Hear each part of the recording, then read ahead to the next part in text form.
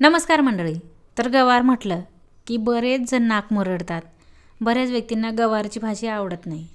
पण बऱ्याचदा काय करतो आपण, एकसारखी तीच भाजी सेम पद्धतीने करतो. तर आज मी तुमच्याशी अगदी वेगळ्या पद्धतीने अगदी छान चटपटीत अशी गवारची भाजी शेअर करणार आहे. खूप छान लागते ही भाजी. तुम्ही एकदा ट्राय केली तर परत परत अशाच पद्धतीने गवारची भाजी बनवाल. इतकी छान ही भाजी लागते. तर इथे पाव किलो मी गवार घेतली आहे आणि अशा प्रकारे निवडून घ्यायची आहे. गवार कशी निवडायची ते तुम्हाला माहीतच आहे, तरीही मी दाखवलं आहे. गवार व्यवस्थित अशी निवडून घ्यायची आहे. तर इथे आता सर्व गवार निवडून झाली आहे. एका वाटीत टाकून घेतली आहे. तर एका साईडला आता एक वाटी शेंगदाणे घ्यायचे आहेत. लहान वाटी भरून घेतले आहेत मी आणि मस्त असे खरपूस भाजून घ्यायचे आहेत. केव्हाही कुठल्याही भाजीला शेंगदाणे भाजताना मस्त खरपूस भाजायचे, ज्यामुळे भाजीची चव ही छान लागते. तर इथे शेंगदाणे मस्त असे भाजून झाले आहेत. वरची साल मस्त निघते. तर गॅस बंद केला आहे आणि आता गार झाल्यावर अशा पद्धतीने यांची वरची साल काढून घ्यायची. तुम्ही हवं तर खलबत्त्याने अशी ही साल काढू शकतात, किंवा तुम्हाला जर खलबत्त्याने जमत नसेल तर हातानेही अशा प्रकारे चोळून या शेंगदाण्यांची वरची साल काढून घ्यायची आहे. तर इथे आता वरची साल काढून झाली शेंगदाण्यांची. त्यानंतर मिक्सरचं लहान भांडं घेतलं आहे. त्यामध्ये साल काढून घेतलेले शेंगदाणे टाकून घ्यायचे आहेत. 5 ते 6 हिरव्या मिरच्या घेतल्या आहेत मी. तुम्ही तुमच्या अंदाजाने हिरव्या मिरचीचं प्रमाण कमी जास्त करू शकतात. भरपूर असं लसूण घेतला आहे आणि त्यानंतर कोथिंबीरच्या काड्या घेतल्या आहेत. बरेच जण अशा काड्या कोथिंबीरच्या फेकून देतं, पण या काड्या जर भाजीच्या वाटणमध्ये टाकले तर भाजीची चव खूप छान लागते. एकदा तुम्ही टाकून बघा आणि लागेल तसं थोडं थोडं पाणी टाकून मस्त असं स्मूथ वाटण करून घ्यायचं आहे. तर इथे वाटण तयार झालं आहे. एका साईडला आता मी लोखंडी तवा तापायला ठेवला आहे. तुम्ही हवं तर ही भाजी कढईतही करू शकतात, पण माझ्याकडे छान असा खोलगट तवा आहे. 1 ते 1.5 पळी तेल टाकून घेतलं आहे. आपण निवडून घेतलेले जे शेंगा आहेत त्यामध्ये पाणी टाकून घेतलं आहे. 2-3 पाण्याने स्वच्छ धुवून घ्यायचे आहेत. तर तेल अगदी व्यवस्थित तापलं की पाव चमचा मोहरी आणि अर्धा चमचा जिरं टाकून घ्यायचं आहे. जिरं आणि मोहरी व्यवस्थित तडतडू द्यायची आहे, जेणेकरून त्यांचा कच्चापणा पूर्ण निघून जाईल. आणि त्यानंतर आता आपण स्वच्छ धुवून घेतलेल्या ज्या गवारच्या शेंगा आहेत त्या टाकून घ्यायच्या आहेत.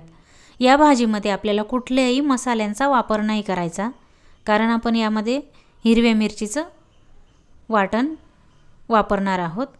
तर आता गवारच्या शेंगा टाकून व्यवस्थित परतून घ्यायच्या आहेत आणि अगदी 2 ते 3 मिनिट झाकण ठेवायचे. 3 मिनिटानंतर झाकण काढून घेतलं आहे मी. तुम्ही बघू शकतात अगदी 50% शेंगा शिजायलाच आलेल्या आहेत, कारण शेंगा कवळ्या असल्यामुळे अगदी 1 ते 2 वाफेत सहज शिजतात.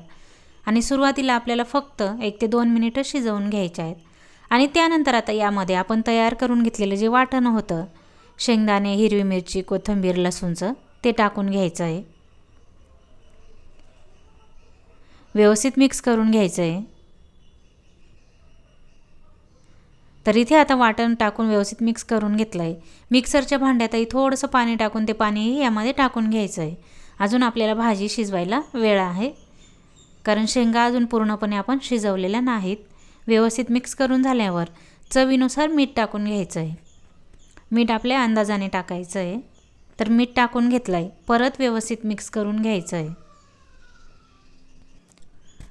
तर मीठ टाकून झाल्यावर अगदी व्यवस्थित असं मिक्स करून घेतलं आहे. त्यानंतर आता इथे मिक्सरच्या भांड्यात थोडंसं पाणी टाकून घेतलं आहे आणि 1 ते 1.5 कप गरम पाणी आपल्याला टाकून घ्यायचं आहे. लक्षात ठेवा, गरम पाण्याचाच वापर करा, जेणेकरून शेंगा जे शिजण्याची प्रोसेस आहे ती कंटिन्यू चालू राहील.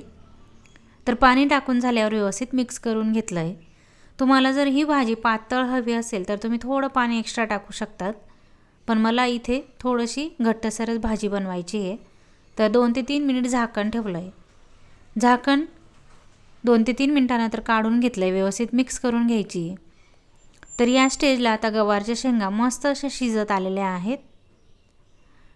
कवळी असल्यामुळे खूप जास्त वेळ नाही लागत गवार शिजायला.